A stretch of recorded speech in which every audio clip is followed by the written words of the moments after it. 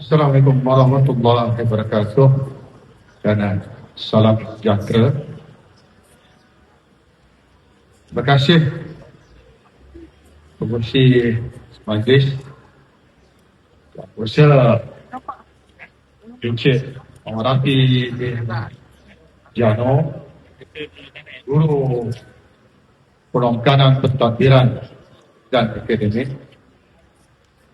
Puan Sadrah Inti Syahrani, Guru Perongkanan Al-Murid, Puan Nur Syahdawi binti Abdullah, Guru Perongkanan Ko-Kurikulum, Barisan Ketua Bidang, rakan-rakan guru, Saudara Utaya Kumar, Ketua Pengarah SMK Taman Indah, rakan-rakan AKP dan semua pelajar yang dikasihi. Selamat pagi. Tolong beri perhatian.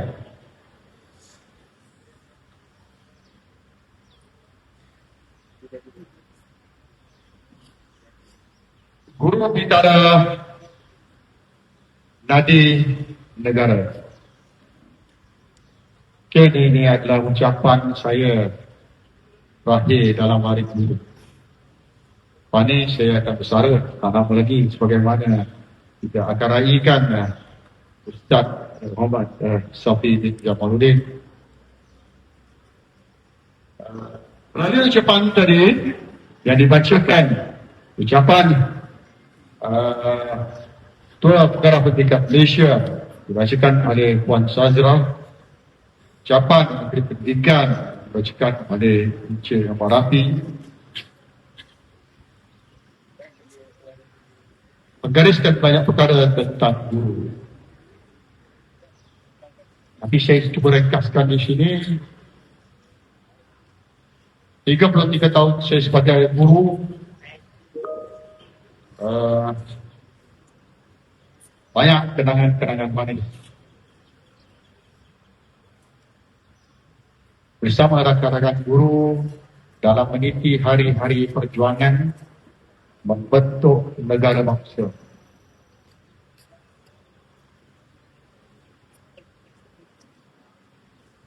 Intipati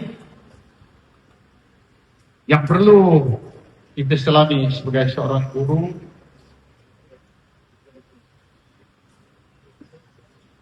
pastikan bahawa anak didik kita ini lahir sebagai insan berguna apabila mereka ini keluar daripada persekolahan. Pengukuran seorang guru bukan dilihat kepada berapa tingginya pendidikan anak didik dia,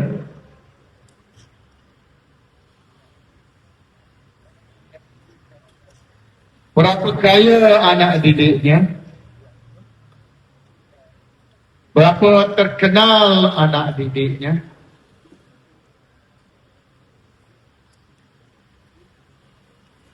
tapi yang paling penting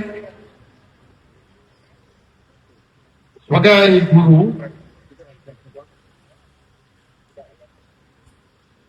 kejayaannya dinilai sejauh mana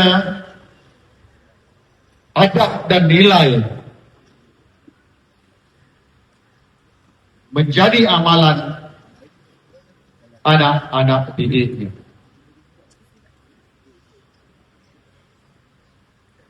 Di masa ini kita lihat ramai anak didik yang dilahirkan